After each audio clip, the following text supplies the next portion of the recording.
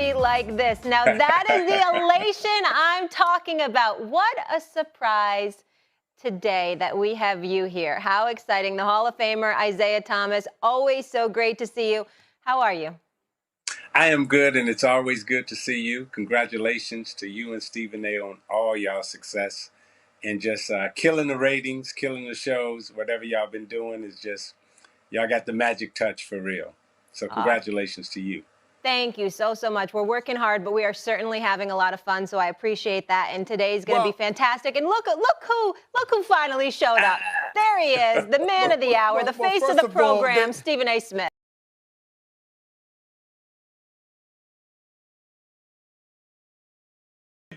I said, you know what? I got one of the all-time greats with me. What they need to see me first for? What they need to see me first for? They need to see him, okay? And that is why we started off the show with you, my man. Well, thank you, and I am good, and thank you. And as I've said to you before in private, and I'm gonna say this public, I know you did your Mount Rushmore, but you are on our Mount Rushmore. So thank you for being who you are, and you're the best I've seen in my lifetime. Thank you. Doing this, and what you and Molly are doing is just, again, off the charts. Y'all will go down in history. Right. Thank you. Well, I appreciate that, but that's not going to save you today. I love you for it, but that's not going to save you today. Let's go. Let's go. All right, Zeke, SA, let's do this. We have a good one tonight. How about this? The surging Boston Celtics, 6th in the East, facing the 8th seed, new look Brooklyn Nets. However, Ben Simmons has been ruled out, and due to mandates, Kyrie Irving cannot play either. There is optimism that part-time Kyrie fella will be full-time by the playoffs if COVID mandates continue to be lifted. Here's the Hall of Famer Steve Nash with more. I think he's working towards being able to play in every game. So if the mandate is lifted, the expectation would be that he can play in all our games. I think that's what he's been waiting for and what he's excited about. And if the opportunity arises, the plan and the goal is for him to play every night. I will say he's been extremely locked in. Kyrie's been great on the practice floor. He's been great in film sessions. He's been creating dialogue over aspects of our play. So I sense, a real focus and urgency from him. And so if that's any indication, I would say he is getting excited at the prospect of being allowed to play in all our games, hopefully in the short term. Isiah, I can't wait to get your take on this. I'm very intrigued by the East, and the ESPN has the Eastern Conference Finals. So with that being said, how far do you think KD, Kyrie, and Simmons can go? I think they can go all the way, and not only that, you have to make them the favorite right now because of the talent level that they have. Ben Simmons coming over, I think his skill sets fit exactly what Brooklyn needs. He's a distributor, he's a defender, he's a rebounder, and Kyrie can play off the ball sometimes. You got Durant who can play off the ball. You got shot makers. I mean, they're highly skilled. And then you still have, you got Curry coming over, you got Patty Mills, and then you add Drummond to that. Brooklyn is loaded. I mean, they're really loaded, and they can hit you in so many different areas. And, as the great Will Robinson always said to me, scoring covers a multitude of sins, and Brooklyn has a lot of scoring. Here's my issue with Isiah Thomas on this, okay, ladies and gentlemen. Let me start off the conversation by saying I know who I'm talking to, okay? I know who I'm talking to. I know I'm talking to one of the great ones who prides himself on teaching folks the game. I would know because of how often he has schooled me. But it doesn't mean I'm not going to challenge him on this. I won't challenge the point that the Brooklyn Nets could go all the way. When you've got KD and Kyrie, Lord have mercy, that's just a showstopper right there. They good for 120 a night. Nobody is stopping them. We get that part. But to say that they're the favorites at this particular juncture, no, I'm not going that route. I do recall there is a reigning, defending NBA champion that is the Milwaukee Bucks. That's Zeke. Isiah Thomas himself has raved about. They are led by Giannis Antetokounmpo, a.k.a. the Greek Freak, and this brother is coming. I don't think that Drew Holiday's a scrub. I don't think that Chris Middleton's a scrub. He's Mr. Mid-Range himself. And more importantly than anything else, ladies and gentlemen, I would remind everybody that when it comes to Isiah Thomas, this is a man that talks not just about talent, but about chemistry. Not just about chemistry, but about defense. Not just about defense, but about coaching. Because he was coached by the great Chuck Daly, Big Daddy himself. God rest his wonderful soul. You had a crew of individuals with the bad boys, because I ain't going to have you up here and not give love to the bad boys. Let me go down the list. I saw Joe Dumas. I saw Dennis Rodman. I saw Bill Laimbeer. I saw Rick Mahorn. I saw James Edwards. I saw an before there was Adrian Dantley, and then obviously you had my man himself, your boy Marcus. So I'm looking at it from this perspective. Okay, Mark Aguirre, I'm sorry. You look at it from that perspective, and I'm like, wait a minute. Chemistry, defense. Now, those are the two things Brooklyn is lacking. Can they capture it by the end of the season? All-world point guard Isiah Thomas? Yes, they can. Are there some question marks as to whether they will? Hell yes. You got Kyrie Irving leaning on Mayor Eric Adams, hoping that he lifts the New York City mandate. You understand? So you don't have to be vaccinated in order to play in the Barclays Center if you're a home team. You're a visitor, that's a different story, which makes no sense to me whatsoever. Kyrie Irving actually should be allowed to play, in all fairness to him, if visitors can play, but that's still an issue. And then we got Ben Simmons, who, by the way, ladies and gentlemen, has been out for 10 months, is completely physically healthy, clearly well rested, and still it's like, well, there might be another few weeks as to when he's ready to play or not. I mean, what the hell is going on? So I'm just looking at it and I'm saying, Isiah Thomas, respectfully, I don't understand how you can jump to the conclusion that the Brooklyn Nets should be the favorites at this particular juncture to win it all. So let me give you my reasons why. You talked about, our Detroit Pistons and our bad boy team. What we were known for was defense and rebounding. What Brooklyn has acquired, they've acquired one of the best defenders in the game in Simmons, okay? And then they acquired one of the best rebounders in the game in Drummond. So they filled two holes. And then they got the offensive scoring power and the punch. They got the excitement, they got the entertainment. And again, what made our bad boys, Detroit Piston team good was people wanted to see us. We were exciting. We were must-see TV. We were must-talk about. The Brooklyn Nets are all of that. They got the cachet. They got the swag. Now, can they build the chemistry? Can they build the defense? They have all the pieces. Absolutely. Now, when you talk about Milwaukee, Milwaukee has lost some toughness. When you lose Lopez, you lose Tucker. I mean, those are two players that were very integral parts. Yeah, because he was big. They had size. When you look at Milwaukee right now, the thing that they're struggling with now is they don't have the type of overwhelming size that they had last year. Brooklyn now has that overwhelming size in the middle from a rebounding standpoint, not from a shot blocking standpoint. But when you talk about offense and defense, Brooklyn has a chance to put together the total package. Well, I love how you explaining it, and I hope that you appreciate the fact that you educating our listeners. You're not educating me on this, because when the trade first went down between Philly and Brooklyn, in the interest of full disclosure, who did I call to talk about that trade? That would be you. Okay, so we were on the phone talking about this stuff. This is not new, all right? So we got this. My point to you is this. Brooklyn as a talent, we're fantasizing over what the playmaker that is Ben Simmons will bring to the table with the showstoppers that is KD and Kyrie offensively. Of course, you throw Seth Curry up in there because you got Patty Mills and Seth Curry. So for 48 minutes a night, you're going to have a 40+% three-point shooter on the court in one of those two dudes. And we ain't even bring Joe Harris into the equation. I get that, okay? But all I'm saying to you is this. When I look at them, we sleep on Milwaukee. We sleeping on Miami a little bit. You've got some people, and I agree with you, in terms of James Harden, Joel Embiid, what we need to see from them. I get that, and we'll talk about that as well. But Miami and Milwaukee, I cannot ignore. And at this particular moment in time, I would put Brooklyn ahead too if they had the chemistry.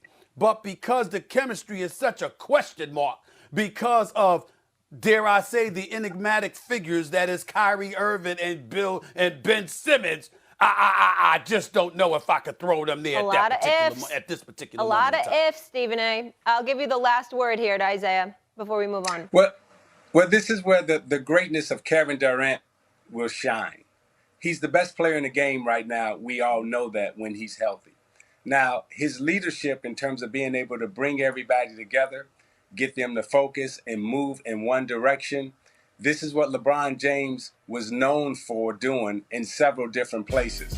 I think Durant right now has the ability not only to lead, but to galvanize, inspire, and bring his team together and do it in a way that only he can do it. He's very soft-spoken in his leadership, but he's very forceful in the way that he plays. And I think that he'll be able to bring that team together and lead them to a finals.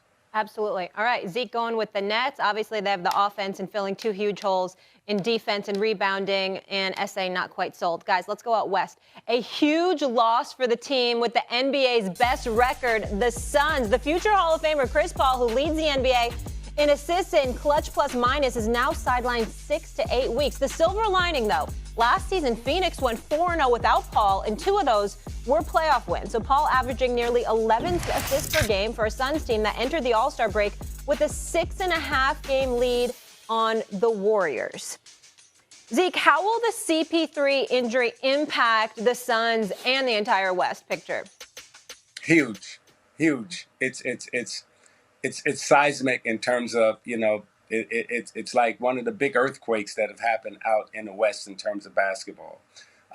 You can't measure CP3 in terms of his stats. And when I say CP3, I get confused because I got Ace in terms of Candace Parker, who I'm working with over at NBA TV and TNT, and now I got CP3 here. Right. So it's like, no offense to either one of them, they're both great. But with Chris Paul, being hurt and injured, what you're going to miss, which you can't measure, is his intellect out on the floor, his leadership that he brings, the comfort that he provides to that team, and then you have a coach on the floor.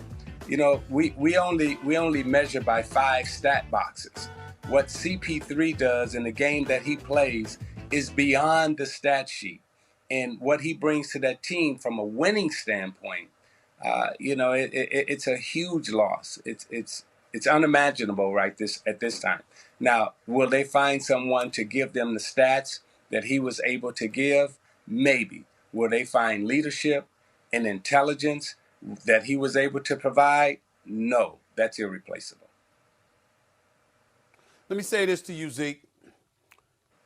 I do agree with you that it is seismic. I would say that it would cost them the title, even though he'll be back for the playoffs. But I had the Warriors coming out of the West anyway, and I wasn't jumping off of that bandwagon with or without a healthy CP3. I will say, however, that the coaching of Monty Williams has to come into play here. This man has proven to be an elite coach and leader on the NBA level. I just can't say enough about Monty Williams. When you consider how deferential he is in increments, knowing when to give something to CP3, knowing when to give something to the rest of the players, knowing when to step in and do what he does as a leader while still coaching the team, I just want to take a moment to say that it's beautiful to see the JB Bickerstaffs and others doing the job that they're doing on the NBA level. But when I think about Monty Williams, I think about African-American coaches across the coaching landscape. Because we all know that evidently there's some people in other sports, NFL, that have question marks about black men being leaders of men. And Monty Williams is showing the world that there are brothers that can do this and do this at an elite level. So my major props to him. And because of him is why I think that even though CP3's loss is seismic, in the same breath, Monty Williams has the capability to not make it as seismic as we all believe it to be. because of the way he can get the troops to rally around CP3's absence and get the Bridges and the Bookers and DeAndre Aytons and everybody else to really come together. My thing is, and by the way, as an aside, you brought up Candace Parker. First of all, as much as I love you, my brother, you know that I would love to see her instead of you this morning. I mean, Candace Parker. I'm a fan. I'm a fan, damn it. Okay, and she is always welcome on First Take. So let me be very clear about that. Now let me get back. I digress. You always want the now let me get back. You always want the champion. That's right. That's right. Absolutely. And that is her. But let me say this. Still in all, I can't emphasize this enough, and I'm glad you're here to hear me say this. I never jumped off the Golden State bandwagon, and I refuse to. I've been saying all year long, wait until Klay Thompson comes back. And ladies and gentlemen, he is back. And just inching towards being the Klay that we know, the 33 that he dropped the other week. Okay, we saw that against the Lakers. It was a spectacular performance, but we're just watching him coming. We know Draymond is coming back and what he does, of course, defensively, but offensively from a playmaking standpoint for those two individuals. The Jordan Pooles of the world, the Descano Andersons, when he ate in the damn dunk contest, embarrassing himself. I like him, okay? Gary Payton the second, we know what he can bring, all right? And I just think that I'm hearing Wiseman's coming back in March.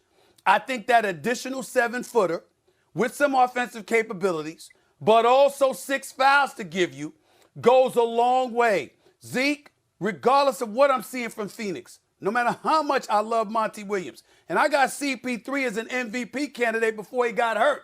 Top 3, top 4 MVP candidate, because that's how spectacular he's been.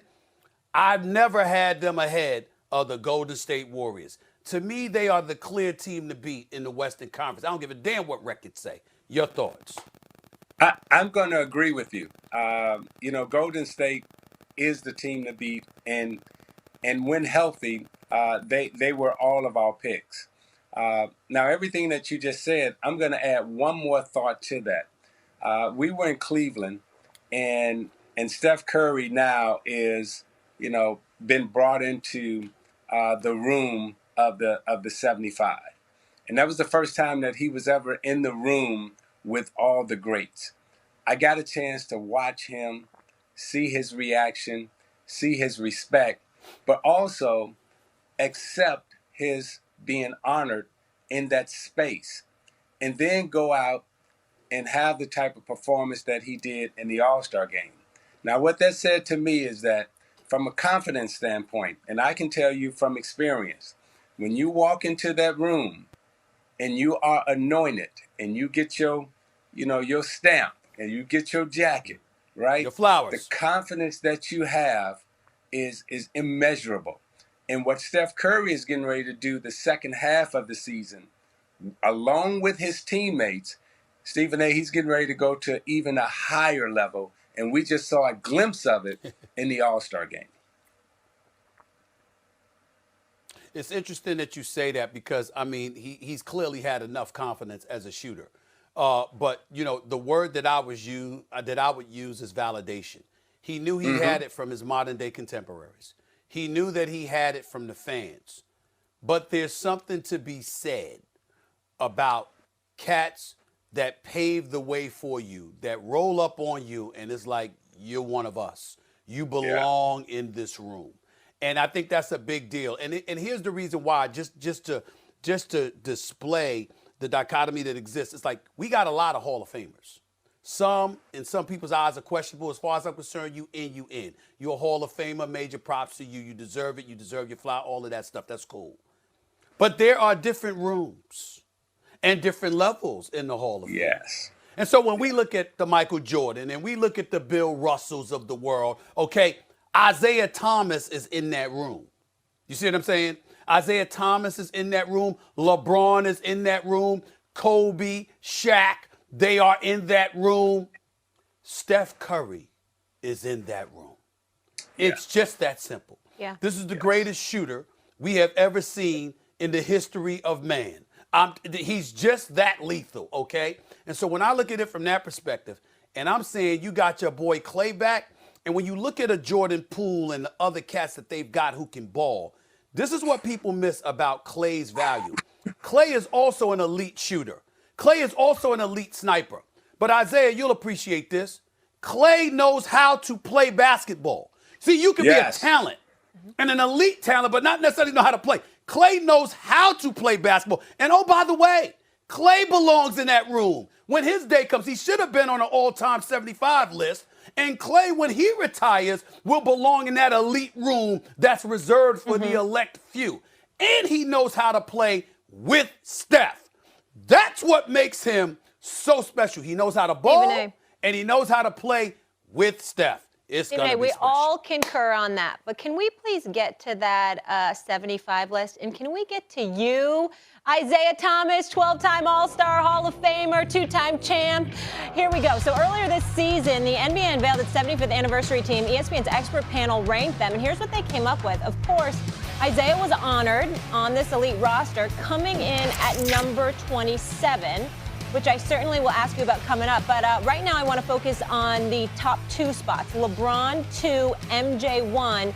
In this tweet, Isiah getting folks hot. The greatest all-around player ever. Let it be known, LeBron James. Now, Isiah, you battled against MJ, yet you're saying LeBron is the greatest all-around player. Talk to me. I can speak from experience. And I can speak factually and accurately. And on that list also, Magic's on that list, Kareem's on that list, and I say all-around player. By the time LeBron James is done, he is the only player in the history of all game that will probably be ranked top 10 or top 5 in every statistical category. Never been done before. Now, we've had some players who dominate the scoring title or dominate the steals or dominate the rebound, but we have never, ever in my lifetime or anybody else's lifetime seen a player that is so thoroughly dominated in every statistical category. And when I say he's the GOAT, here's what I mean, right? When you talk about he and Kareem in terms of their 20-year dominance over a sport, and then both of them being able to touch every single aspect of the statistical categories and be leaders in that category. You can't be considered the GOAT and you don't lead in no statistical category. When you talk about Kareem and you talk about LeBron James, that is the conversation in terms of, in my opinion, who's the best to ever do it. Because from a winning percentage standpoint, from a statistical standpoint, from an impact on the game standpoint, any criteria of measurement that you want to use, these two are in the top 5 in almost every single category. Now, when you talk about popularity and the most marketable, Jordan out-trumps everybody with the exception of he and LeBron. Because what he and LeBron have done for all game of basketball, and let me be clear when I say this, Michael Jordan, what he did from a marketing and basketball standpoint for all game of basketball is immeasurable. And we never thought that we would ever see anybody do that again. But what LeBron James has done from a marketing and an impact standpoint in terms of financial dollars coming in, he and Jordan stand alone in terms of improving our game and making it possible that we can have these jobs to talk about them. So we thank Jordan and we thank LeBron, but when it comes to the measurement and the criteria, you know, LeBron James and Kareem Abdul-Jabbar are in categories by themselves. We've had this discussion before, Isiah Thomas, and I got to tell you this. Before I go into my position about this publicly against you, of all people, okay, I will ask you this question. Do you have LeBron over Kareem Abdul-Jabbar? Not until he passes him in the scoring title, but as an all-around player, yes. And by the time that LeBron James is finished, See, we're measuring LeBron James now, and he's still in his basketball playing career. But we can safely say that by the time he's done playing, he may have passed Kareem. When he passes Kareem in scoring, you have to anoint him as the GOAT. Okay. Well, I don't, and I won't. Let me get that out the way first. That's number one. You know where I'm going with this. Okay. I'll let you speak. It's my turn now. It's my turn now, Isaiah. Here's the deal. Stephen A. Here's the deal. Can I hide under the table? Can I hide under the table? No, you cannot. No, you cannot. Okay. The reason I asked you that question, Isiah Thomas, here's the reason I asked you that question. Because if numbers are not what we're talking about per se, because if numbers were what we're talking about, then there's nothing to discuss. Kareem Abdul-Jabbar, 19-time All-Star, 6-time champion, 6-time league MVP. I mean, the only individual with one unstoppable move in the history of the sport that still hasn't been figured out. Whenever he could come on the court right now and do sky hooks, and he'd still be better than anybody else trying to do a sky hook right now. And the man's damn near 70 years old. The point that I'm trying to make to you is this: when you look at Kareem Abdul-Jabbar and what he brings to the table, and he's retired as the all-time leading scorer in NBA history, where he still stands, numbers-wise, and you consider his success at UCLA and in a high school Powell Memorial, New York City, all of that other stuff. I mean, just the greatest if you're looking at it from there. But we do have something called the eye test. We can look at it and we see the all-around capabilities that you pointed out about LeBron James. Can't be dismissed, because Jordan didn't concern himself with doing all the things that LeBron does. Here's where my attitude with you comes into play. Because the road to prosperity that was traveled, I can't believe you diminish it the way that you do. LeBron ain't had to go against there was no semblance of the Bad Boys. Even the Bad Boys Part 2 with the New York Knicks, with Mason and Oakley and Ewing and all of these brothers before Charles Smith, God bless him, ruined everything by not being able to make a layup on 4 different tries, okay, in a conference finals against the Bulls. Before all of that happened, the New York Knicks was Part 2 of the Bad Boys. Y'all were the original Bad Boys. You talked about it. You know what y'all brought to the table and what Jordan had to go through. We know what rules were implemented to try to stymie what the hell y'all were doing, for crying out loud. The game, you, the Bad Boys, are responsible for some of the rules changes that took place. And the way the NBA felt it was a priority to sort of change the complexion and make the game prettier, because y'all will go into an arena as the Bad Boys, proud of it. We gonna shut you down. We gonna do whatever it takes to beat you. You ain't getting on us. We got The Last Dance with Michael Jordan, and in the damn docuseries, you got John Sally saying we had to get him before he took off, because he wasn't human. He wasn't human. You know, we had to get him before he took off. This is the kind of stuff that was said. And so I'm saying to you, we got a guy like Michael Jordan, who's a 6-time champion, unblemished in NBA Finals appearances. We got LeBron, who's lost 6 NBA Finals. Okay, all of them weren't his fault. Most of them weren't his fault. But some of them he was directly responsible for, or at least a couple of them, when you, especially against Dallas. So we got to look at that. We got to look at the fact that, again, who are you going up against? What era are we playing in, okay? And I look at it from that perspective, and I'm saying to you, Isiah, of all people, you know, the face of the Bad Boys. I mean, how could you sit up there and know that LeBron James never had to go through somebody like y'all to get to where he is, still got more finals losses than wins, all right, and sit up there and say he is the GOAT? I know as an all-around talent, I'm not questioning that. That's why I got him number 2 all time on my Mount Rushmore. And by the way, I don't know if you noticed, Zeke, you do know that's an insult to the LeBron James kid, right? I mean, my God, how dare me? In the history of basketball, I only have one player above you in the history of the sport. And the Rich Pauls of the world will act like I'm insulting him, which is ridiculous. The real insult is the fact that you ranked 24th or 27th. I didn't even look. But I didn't see you in the top 20. I didn't want to think about it. It's an insult. You should be much higher. But this particular debate here, I just don't understand you, bro. I just don't understand you. Okay, so let me see if I can help you with your understanding of where I'm coming from. Yes. Because what you just the oral history you just gave, it did not compute with the highlights that y'all were showing. Okay, the highlights that y'all were showing of Michael Jordan playing against and beating, the people in the 90s. Michael Jordan didn't beat Larry Bird. You showed Michael Jordan going between his legs one time in the highlights, against Larry Bird. And that was the game he got 63. That's when he dropped 63 on Bird. Yes. But if memory serves me correct, they got swept. No, not lost. They got swept. Okay. That's true. His team and Michael Jordan. LeBron's gotten swept too now. Pardon? Who got swept? LeBron has gotten swept before. Okay, yes, well, he's got swept before.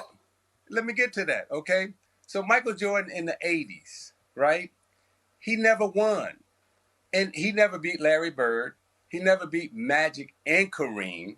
I'm going to say that again. He never beat Magic and Kareem. Now, truth be told, I beat Magic and Kareem, and I beat Larry Bird and his Celtics. Michael Jordan never beat those teams. In the 90s, That's true. In the 90s, Michael Jordan beat, he beat Barkley, he beat Karl Malone, he beat Stockton, he beat Gary Payton, he beat Sean Kemp. Those are the people that he beat. The way y'all try to tell the story is that he came through Boston. He came through, L.A. Now, he beat the Detroit Pistons at the end. And then he went on to have his career. Hold on, y'all in. Whoa. I don't want to hear that about the Detroit Pistons at the end. Y'all were in the conference finals. Y'all were in the conference finals when he beat you. It wasn't like y'all were a has-been. Y'all were in the conference finals. I am not dismissing that. I am saying they beat us and he beat us and they swept us. But the way the story has been told has been, y'all put Michael Jordan in the 80s with Magic, Bird, and you take the Pistons and y'all, I don't even know what y'all do with the Pistons. Y'all don't even talk about us like we were in the 80s. But hold on, wait, not you. I don't know. I do. Not you. All right, not okay. You, but it goes Magic, Bird, Jordan, and all I'm saying is in the 80s, what I remember in the 80s, it was Philadelphia with Dr. J, Magic, Kareem, Bird, Michael Jordan. He was a non-factor in the 80s in terms of his basketball team. Now wait a minute. Let me give him his credit. Okay. Let me give him his credit. Let me give him his credit because he was MVP. The best year that he had was he was the MVP of the league and the Defensive Player of the Year. I believe that was in '88. Yes. We 88. beat them 4-1. I'm gonna say that again. 4-1. They won one game. May I respond? Please, go ahead. May I respond? Please, go ahead. My response is, first of all, no. First of all, I'm just giving you I'm facts. not going to disagree. No. I'm not going to disagree with anything you said because in fairness to you, you spit facts. That is a fact. Everything you said, which is why it's a travesty that you're ranked 27th, okay? Michael Jordan personally told me you're the second greatest point guard in the history of basketball behind Irvin Magic Johnson. So everybody knows what level of respect and reverence you deserve. It's a travesty that you're that low. You should be much higher. And especially for the points that you pointed out, because you did beat all of them. Fair enough. Let's get to LeBron. Yeah. You go through the first 7-8 years of your career, you lose. How'd you win your first chip? You went to Miami and joined forces with D. Wade and Bosh. Not 4, not 5, not 6, not 7. Remember that? And before that happened, you lost to Dallas. And when you lost to Dallas, there were 4 straight fourth quarters, or at least 3, where you were nowhere to be found while being guarded by Jason Terry or a Jason Kidd. So what I'm saying to you is when we talk about Jordan and when we talk about LeBron, and I hope LeBron is listening from this perspective, it's not to throw shade. You're one of the top 2 players in the history of the sport as far as I'm concerned. You are on the Mount Rushmore of basketball, and he is to be deified to some degree, just the same way the Kareems, the MJs. LeBron is in that room. Creme de la creme. We get all of that. But what I'm saying is that we compare moments. Sometimes moments are the ones that define it. Like for you, Zeke, your greatest moment, some could argue, was in a loss to the Los Angeles Lakers when you badly twisted your ankle, scored 25 points in 1 quarter, okay, busting their living you know what, but then you had a bad ankle when y'all lost the first shot against the Los Angeles Lakers. There's a lot of people that believe y'all beat the Lakers, and the Lakers don't repeat if Isiah Thomas doesn't get hurt. So even though you were a 2-time champion thereafter, beating Magic and them, and then after that beating, the Blazers, Drexler and those boys, your defining moment in a lot of people's eyes was that. Because when we're talking about greatness, it's about the moments we can peel from it, right? I'm telling you, look at Jordan in his moments. Look at Jordan in his moments. So I'm looking at Jordan in his moments. I'm looking at an undefeated, unblemished championship play when he was in the finals. I'm thinking about the fact that he retired for 2 years before coming back and winning 3 more. I'm thinking about all of that. And I'm thinking about the level of competition he went against, which is why I say, comparing that to LeBron, that's why I got LeBron number 2 and MJ number 1, and ain't a damn soul ever changing my mind on that. That's why. Well, I respect and I appreciate your opinion. But let me just throw some facts around LeBron James' career. Okay? Now, I don't believe in 10 of those finals that he's been to. I think maybe his team was favored maybe 6 times. I don't think LeBron James went to the finals and got upset. Maybe he only got upset once, and that was by Dallas.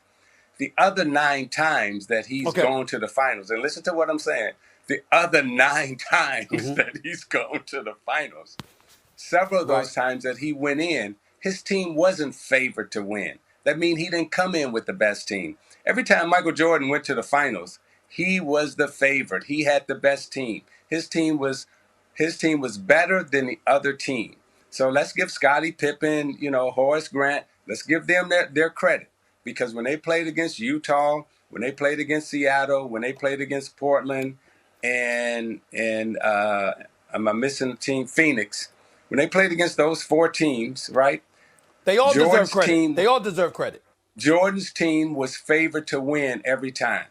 When LeBron James went to the finals with Cleveland, he wasn't favored to win against Tim Duncan.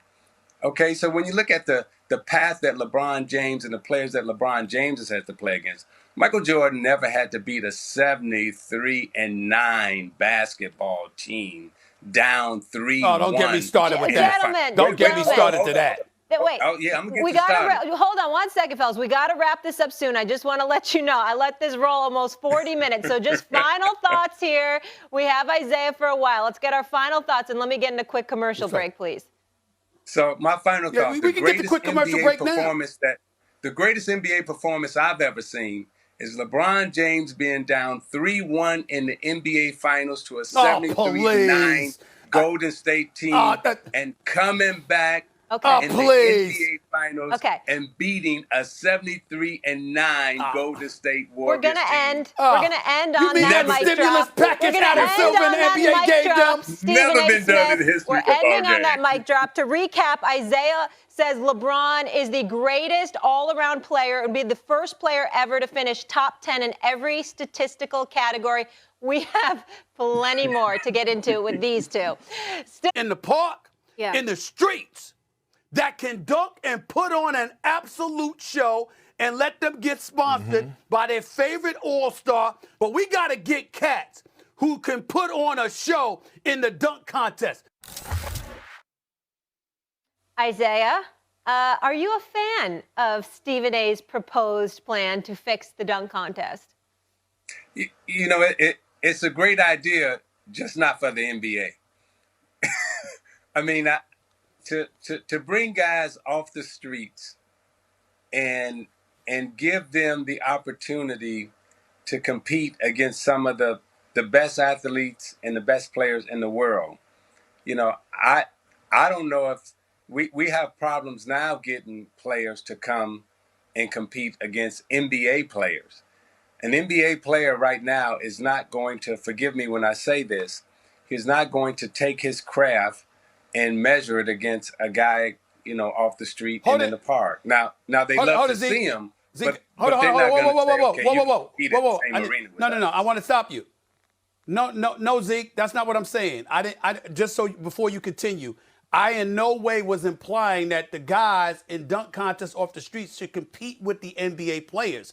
I'm saying since the NBA players have shown an unwillingness to compete and participate in the dunk contest, for whatever reason, get dudes who really want to do something in the dunk contest, get them to participate and let the NBA players sponsor them. So if I'm for the Los Angeles, if I'm for, God forbid, if I'm for the New York Knicks and crying out loud, right. and I got somebody from Rutgers Park, let them sponsor that athlete. I'm not.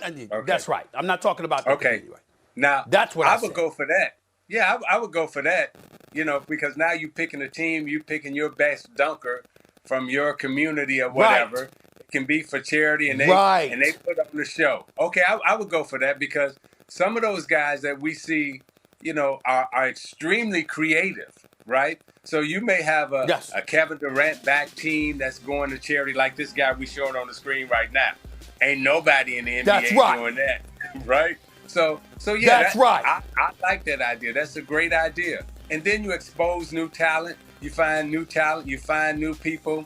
And it's sponsored by an NBA player, but not an NBA player competing with that. So I agree with that. Right. I like that idea. See, that's why that's you what on I'm saying. TV, man. That's why you Stephen A. Smith. That's exactly what. Because here's the deal, man. Here's the deal. Just think about it. And here's what I propose, Zeke. $1 million prize for the winner, $500,000 for the runner-up, $100,000 for third place, or it obviously could be a little less than that. But the point is, that's a lot of money to the average Joe. Okay, we got to put this stuff in perspective. That's an awful lot of money. Could you imagine the level of competition that would take place nationwide? Everybody would be talking about NBA All-Star Weekend months in advance because you're having dunk contests all over the place. Everybody's gravitating, trying to work their way towards All-Star Weekend. It would be a huge, huge buildup, and the players don't have to participate because let's face it, nobody can be confused with being the Vince Carters and the Michael Jordans and the Dominique Wilkins and the Tracy McGrady's and the Dwight Howards of the world and Zach LaVine and Aaron Gordon's. Nobody's going to be. That slam dunk contest was a global atrocity. Basketball parlance. There's no excuse for how awful that contest was. And when I saw that, I said, enough's enough because evidently it's too hard to get these stars that we want to see. Ja Morant said he wasn't interested. Why though, Stephen A. Bridges wasn't. And Isiah, I don't know. Why don't they want to compete like back in the day, in the glory days when everyone did? Ask Isiah. I really don't know. I mean, we were, I guess, just overly competitive, and still is today, as you can see, right? Yeah. I mean, sir. Our generation, we just wanted to compete. I mean, we still competing today, right? But at the same time, Stephen A., I like what you're saying because, and by the way, I'll be a partner with you in this from a business standpoint. We can do this together. I do think that we'll be able to get the star players now to participate as coaches of these young men and women who are in the dunk contest, right? We don't forget the young woman who's at Stanford now. Before she tore up her knee, she was doing some nice, she was doing some stuff. But we can open it up, right? And you will I can see a LeBron James sponsored team, and LeBron's there coaching the guys. I can see a Kevin Durant sponsored team. I can see a Ja Morant sponsored team from Memphis. I mean, I can see it being highly competitive. I'm with you on that. Exactly. Let's partner and not only that, listen, and let me tell you something when we partner. I don't want anything. I don't need anything from this. I'm fine. All I want to do, we love the NBA, man. And we know what made the NBA what it was and what it is. And when you see these phenomenal athletes with their capabilities, but you see no evidence of that, come slam dunk contest on All-Star Weekend. Well, guess what? The hell with it then. Stop being in the contest. Let's get some cats out there who love the NBA themselves but ain't attached to the NBA that can contribute to really highlighting the beauty of the NBA brand. Because slam dunk contest Saturday night was a disgrace. A disgrace. And everybody there knows it. Isiah was a judge. Don't even ask him. I can't. Just look at Shaq's face. Just look at all of these guys. You don't have to ask them. Just look at the footage, and you can see how they missed as many dunks as I would miss. And I'm 54 years old. I mean, and I was never a dunker. I mean, that's just a damn shame. Something got to be done. And I think this is the answer. We all co-sign Stephen A. I'm for anything that pays it forward. You know this. Isiah Thomas, this was such a treat. Please come back again soon. All the best to my family, and we'll talk to you soon here. Molly, you are our sister and our family. Thank you for allowing us to be here today, and thank you for monitoring, playing the school monitor over Stephen A. and I. Welcome to my life, a day in the life, a referee, a teacher, a babysitter, sometimes a host, wearing many hats out here. All right, Isiah, thank you so much. I will call you later, and we will finish this Michael Jordan, LeBron James discussion. Oh, my goodness. Expect a call from me later. Okay, bye, guys. Let's go to break. Still ahead. It never ends, America, do you see? It's back to reality for LeBron. By Royal Caribbean. Rise to the vacation. Come seek. Certainly rise to the vacation. Tip off your weekend with our next NBA Friday doubleheader coming off the All-Star break. Jimmy Buckets and the Heat lead the Eastern Conference. They'll take on Julius Randle and the Knicks, 7:30 Eastern. And the Clippers square off against LeBron and the Lake Show. Our coverage starts with NBA Countdown. That is at 7 Eastern on ESPN and the app. So those Lakers go into their post-All-Star break action, sitting 9th in the West, a game and a half behind the Clippers. According to our analytics, the Lakers have a 27% chance to make the playoffs, but an 88% chance to make the play-in tournament. Chiney Ogwumike gracing your screen from Los Angeles. Hello, friend. How we doing this morning? We're doing well. Very glad to be back in the warmth of Los Angeles after Cleveland All-Star. And I saw Stephen A. there, by the way, looking quite dapper. Oh, looking dapper. Well, thank you very much. Thank you very much. But I know how you got to rub it in that you back in L.A. It's all right, though. It's okay. It's all right. Had to. I'm sorry. All right. I want to start with you here, Chiney. What is the ceiling for LeBron and Russ this season?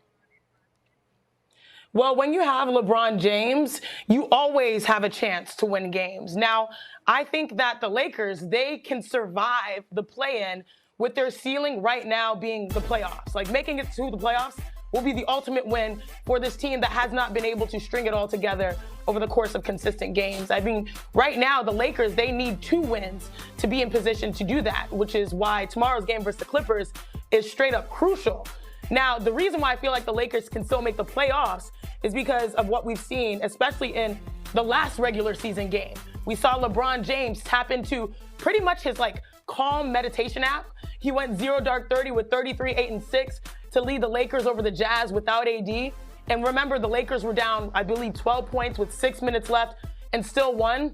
The last play we all witnessed, I'm not talking about the game, the last play we all witnessed was a tough LeBron James game winner at All-Star break. So if the Lakers carry over that effort and energy we saw in the last regular season game, and LeBron James sort of playing motivated basketball as he has been all season, I do think that the Lakers can make the playoffs. I see that 80% chance of surviving the play-in as realistic. We all know that this season has not been ideal for them. We all know that AD helps their chances.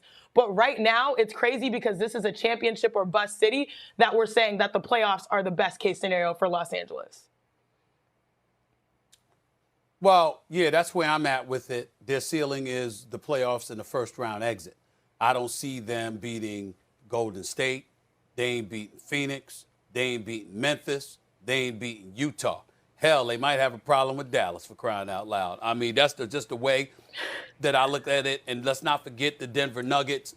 If Jokic can get any kind of help let's not forget the Denver Nuggets as well. So when I look at it from that perspective, give major props to LeBron James, and I'm glad you brought up that Calm app, because clearly it works. Clearly it works. I mean, I can tell you. I mean, I've had to use it myself on a few occasions. I mean, I bet you Molly uses it, by the way, I mean, all the time here on the show. Can't you see it? Can't you see how calm I am? Can't you see how calm and mellow I am? I mean, this is what it's all about. You don't use an app, please. You use everything, Molly. Just stop it. Anyway, the point that I'm trying to make. I don't use an app to meditate. I just need silence. But carry on, whatever. Good luck with that. You have a noisy these hours. mind. You do need a nap. Good luck with that. Anyway, the point is before I was so rudely interrupted, Shanae, the point is this. When we look at the Los Angeles Lakers, they'll be lucky to make it past the play-in tournament. We understand that. But I will say this. It should be an expectation that they at least make it to the first round. You do have LeBron James and Russell Westbrook. Now, even though Russell Westbrook has struggled this year, having arguably his most miserable season, here's the reality. It's a surprise to all of us because we expected so much more from him. And I'm sure he expected more from himself. And the season is not over. He still has, 23 games or so to get stuff pointed in the right direction. And if LeBron James is your teammate, if you started the season off, for example, and said LeBron James and Russell Westbrook, we might not be talking championship, but we damn sure would be talking playoffs. So as far as I'm concerned, it should be an expectation. But ultimately, you're not going to get high enough being 4 games under 500 right now with one of the league's toughest schedules coming up the last couple of months of the season. You're not expected to get further than a 5th seed or even a 6th seed in the Western Conference playoff picture, which means the likelihood is you're going to face one of those teams in the first round. You going home. This season ends in late April. All right. Stephen A., I have a question for you. They should, make it through the first round, but do you think they will? Because I don't think they will. And it's not a knock necessarily on LeBron James because this is the first year that I've ever seen that amazing player, that man, put up 30 points and his team consistently lose. And it's been an anomaly. And so, his efforts that he's been giving, it was nice to see everyone pull that together versus the Jazz, and you'll need that moving forward. Right. But the likelihood of going up against a Warriors team where their struggles have been maybe Steph Curry's shooting slump, well, after All-Star game, maybe the break was exactly what he needed. 50-piece in the All-Star game. Klay Thompson, coming back. You have James Wiseman saying that he's ready to step into the fold hopefully soon, along with Draymond Green hopefully at a later date. That team is not getting any worse. The Suns are really interesting because, yes, you're going to be without Chris Paul, but my goodness, Devin Booker, I mean, that guy has finally no longer been slept on. So they know how to manage and weather storms. And Memphis and Ja, I mean, they play complete basketball. I believe they're top 10 in both offensive and defensive rating. So they should, but we all know the reality, unfortunately, for Los Angeles, the Lakers, is that they probably won't. Okay. Here's my deal. If the play-in tournament were to begin today, it would consist of 4 teams. The Minnesota Timberwolves, the Portland Trailblazers, the Lakers, and the Los Angeles Clippers. I believe that at the very least, Paul George would be back, and the Clippers would take the Lakers. Outside of that, I see the Lakers beating Portland, and I see the Lakers beating Minnesota in a play-in tournament game, despite the greatness of Karl Anthony Towns. And I got to stop sleeping on this brother because I know he's great and what have you, and God bless his family, losing his mom, dad, all the time. I remember, they made me, every time I saw them, they made me apologize to them because I was the idiot coming out because I never saw him shooting in college because John Calipari would have let him shoot, Shanae. I'm here thinking Jahlil Okafor might have been a better pick. What an idiot I was. So Karl Anthony Towns and his family, every time I see him, the first thing I had to say was, I'm sorry. And then he goes out and wins the 3-point shooting contest after Isiah Thomas told me, that was his pick to win the 3-point shooting contest. And I was like, no. I said Fred VanVleet. That's what I was thinking. But in the end, here's the deal. I think LeBron and the Lakers beat a Minnesota, beat a Blazer squad, but they lose to the Clippers if that's their play-in tournament foe. I think the Clippers would take them. I don't believe that would be the case with Minnesota and Portland. Ladies and gentlemen, we are up against it. Chiney, sit tight. You'll be back with us in just a moment. But when we come back, some NFL to get into. Ryan Clark in. To me, it's in his best interest to sit down and get that deal done.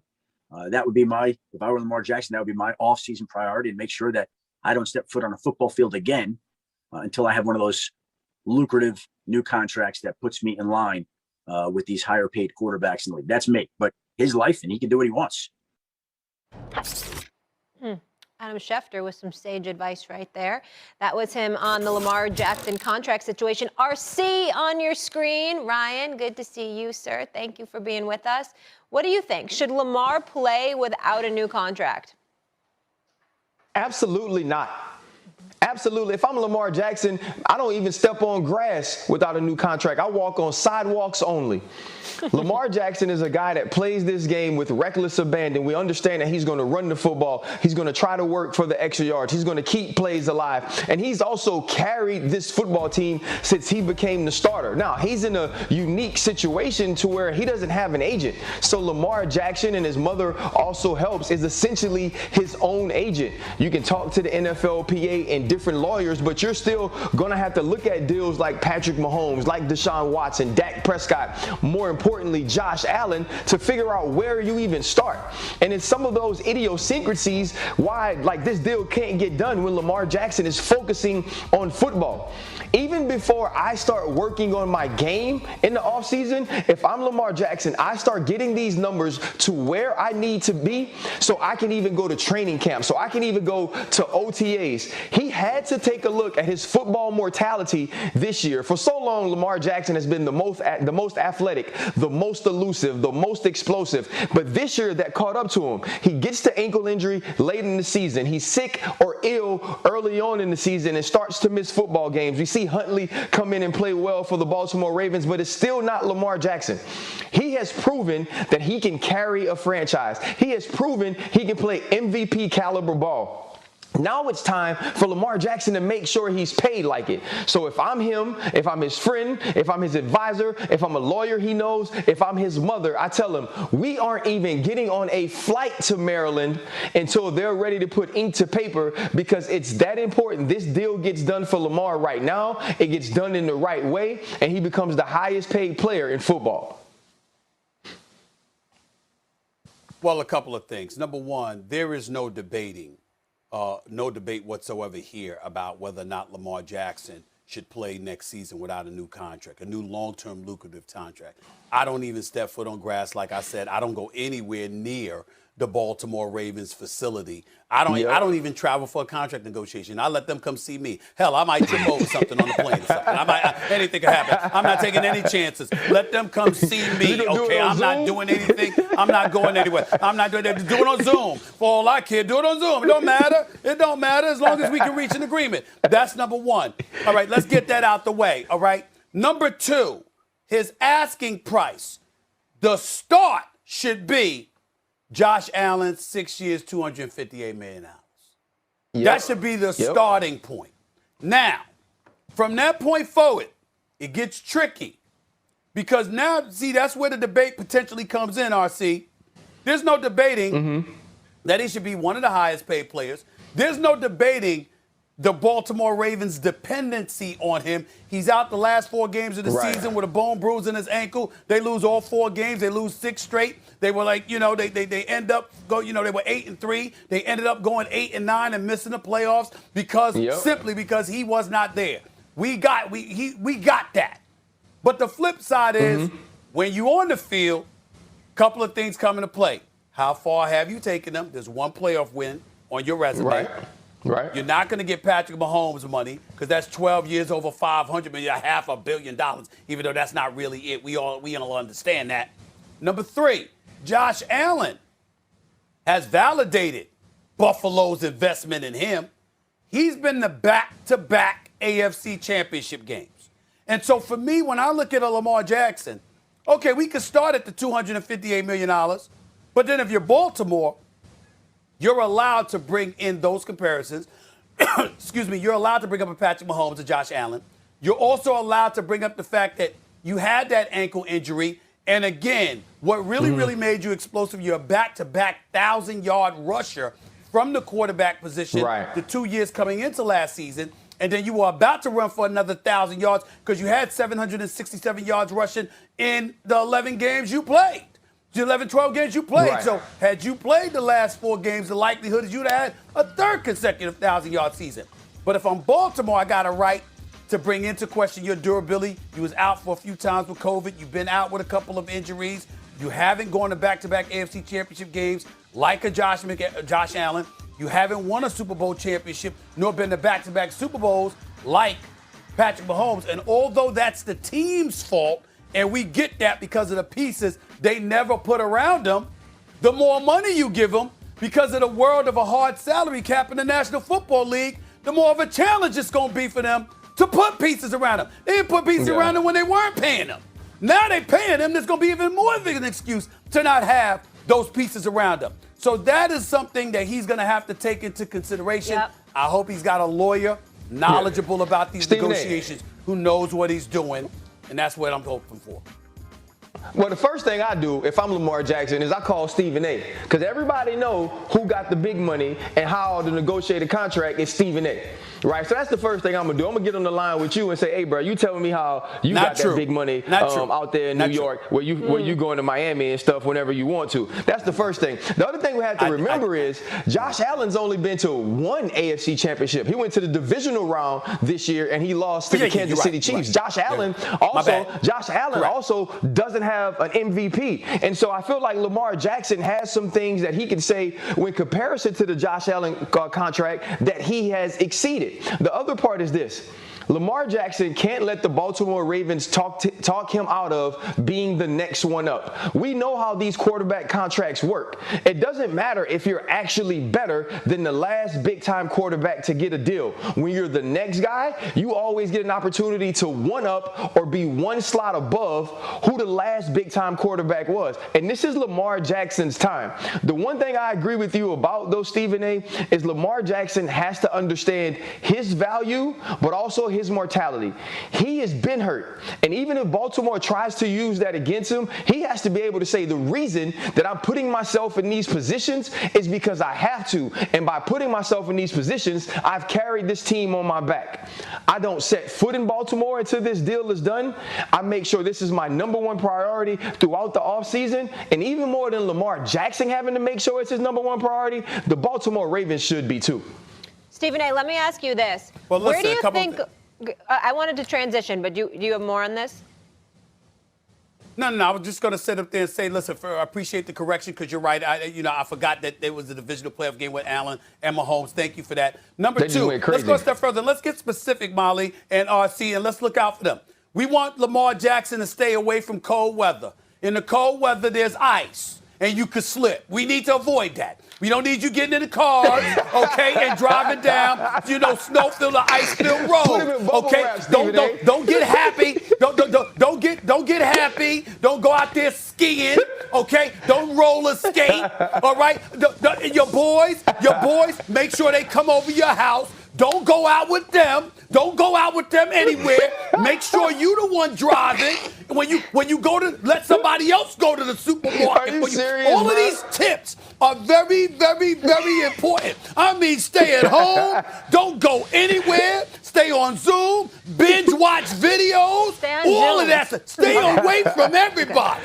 Stay away from and only let your mama cook for you. Don't let nobody else cook for you. All right? Only your mama. Only let your mom cook. No roller skating. And only contact. Ice skating. None of that. Only contact on Zoom. Stay away. Definitely no skiing. Ice skating. I can't, Ryan. Go to a warm spot. Go to a warm spot so there's no ice on the ground and you don't slip when you go into the mailbox or something. Stay away from all of that. Stay away from all of that. Let's keep going.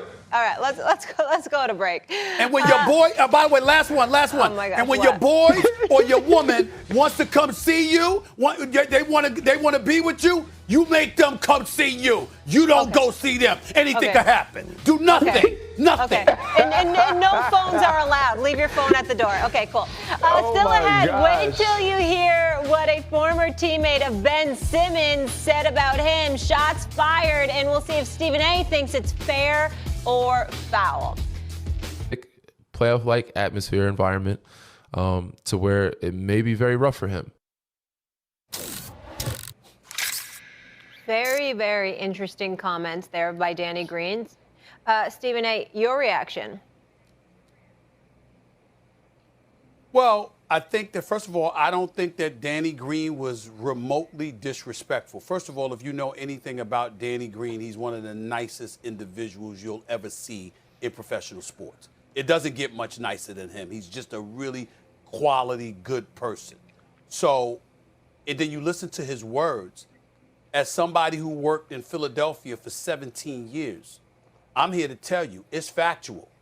It's going to be a nightmare for Ben Simmons if Ben Simmons comes there on March 10th to play against the Brooklyn Nets. The city is going to let him have it, okay? And if we're being totally honest, he will have deserved it. Not from the players, not from me, not from pundits and commentators, but the fans themselves. Yes, he let them down. He screwed them over. Let's call it what it is. Now, we can sit up there and talk about mental health issues, and we understand how serious that is. And in no way do we want to diminish that, as we've said on numerous occasions. And we always have to make sure to regurgitate that point, because there are a lot of people with real mental health issues that are really, really struggling, and we understand that. And that's not to say that Ben Simmons himself is not going through that. But if you listen to teammates, if you listen to people in the city, if you listen to people who cover the NBA, very few people believe them. It's not that they're looking at Ben Simmons and saying Ben Simmons has a problem and we don't care. They don't believe he has a problem. They believe all of this was manufactured because he can't take the heat from Philadelphia. And as a guy that worked in Philadelphia again for 17 years, let me assure you, that is a crime in the eyes of Philadelphia. They are a blue-collar town. They're rife with rough riders.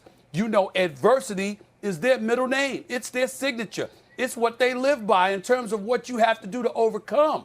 Why do you think Allen Iverson was loved so much? Yeah, Dr. J was loved because of his class. And Barkley was loved because, you know what, he was very candid and loquacious with the things that he had to say. Allen Iverson was a warrior. But all of them could ball and all of them were willing to ball. Ben Simmons didn't want to get out on the court for Philadelphia. And Janae, I'll pass it to you like this. You know what a lot of people really believe is going on here? Ben Simmons has been out since June. His last game was June 20th. June 20th. He's been out all of these months. There's nothing wrong with him physically. And the fact that the trade took place and then not the next game, but the game after that, just 3 days later, he's on the bench smiling with his teammates. He's clearly ready physically to play. It's mental. And you know what everybody believes, or at least most people believe? He is sitting out now for the sole express purpose of having an excuse to avoid having to go to Philadelphia March 10th because he don't want any kind of that heat. And as a person that worked in Philadelphia, I can assure you, they're waiting for him. And they pray that they'll end up going against Brooklyn in the playoffs, because if they believe they have that kind of effect on him while he's playing for the team, now they have no excuse to let up when he's playing for the opposition and he comes to town. They're going to be waiting, and somehow he's going to have to gumption up the nerve to deal with that. Yeah, the hardest part about this, Stephen A., and the only part I caution people on is while it might seem manufactured, we don't know per se the actual reality of what is going through Ben Simmons' mind. I've had a chance the last few weeks to speak to a number of people and personnel in Ben Simmons' camp, and a lot of the stresses are real that he has dealt with. We're also in this point and period where, yeah, it's not the OG versions of basketball where if an athlete doesn't like their situation, they have to put their head down and just grind through it, come better or worse, come hell or high water. We're at the point of player empowerment. And a lot of times player empowerment, you talk about how the owners don't like it, but we're still in the period where players can find their ways out of situations that they don't want to be in, for better or worse, of the franchise. That's why James Harden is in Philly and Ben is in, New York now with Brooklyn. Now, that's the only part where I'd say, like, we can't really talk too much to what his experience has been, because maybe that environment, he has made the personal choice not to subject himself to that. And that's the power that these players have in this period, contrary to what has been before. And yeah, go ahead, Stephen A. Let me caution you about something. First of all, nobody in our position is questioning the legitimacy of Ben Simmons. We don't know. You're absolutely right. But you know, because of the great job you do covering the league, and you're at enough games, you know people don't believe him. And you know most of them are players.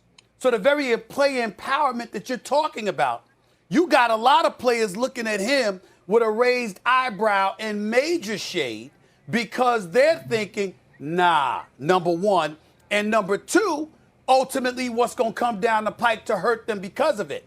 Because, yes, you might be going through these issues. And, yes, you might have had to endure a lot. But you clearly feel a lot better now that you're out of Philly. We could see that. That's number one. And number two, while you were in Philly, not wanting to play, it didn't stop you from pursuing your money, the game checks that they withheld. So all of those things come into play. And everybody knows that that's going to come back to bite players. So when we talk about player empowerment was going this way. But now because of situations like Ben Simmons, you got owners determined to make sure it goes this way. And a lot of players ain't vibing with that because most of them are like, well, if we don't play, it's because we injured and we can't play. We certainly not going to play because we can't take shrapnels of criticism from a fan base. The same way we talk about situations, there are going to be athletes in locker rooms that are not like the majority. And Ben Simmons in this instance is not like the majority. And I'm not surprised if Ben Simmons does not play, March 10th in Philly. Well, as a player myself who has politely forced the trade myself, the boos are coming when you return. And what helped me through that was actually something that Scottie Pippen said to me on set here in LA studios. When they boo, they care. Philly cared about Ben Simmons, and they have a right to feel, really some type of way based on how things have transpired. But being so close to that situation, I'm not surprised that he may not play. And that's because that is his personal experience that is dictating that circumstance. The reality is that we have athletes here in 2022 that are now expressing themselves in ways like never before. They're doing things differently. Ben Simmons is one of those few. I have no problem with Philly treating that situation as they see. Hold on, Janae. Ben Simmons is not the first player that brought up mental health issues. When Kevin Love did it, when DeMar DeRozan revealed what he was enduring, not one single soul insulted them, questioned them, looked at them with a raised eyebrow, any degree of cynicism whatsoever. You know that. We applauded them. I'm not even talking about just the media. I'm talking about players that came out. Everybody supported them. So what I'm saying is Ben Simmons, along with others, have to ask themselves, why are people questioning him in ways they never questioned anybody else who plays professional sports in his league who revealed they had issues themselves? And I think the answer will come with this play potentially in Brooklyn. And if he's not ready for the situation of playing in Philly, like we all know that fits his narrative, right? Kevin Love, it took a couple years. Even we saw what happened with USA Basketball for him to figure out his role with Cleveland. DeMar DeRozan, it took him some time since leaving Toronto and then going to San Antonio and then finding his stride in Chicago for him to shift his narrative. It might take Ben Simmons some time. I don't think it's fair for basketball fans or players, right? Like to say, all right, all things are not equal for your situation and mine. But the reality is we don't question when people say mental health because we're not in the position to. We just know that might be the reason he doesn't play. Absolutely. Well said. Okay.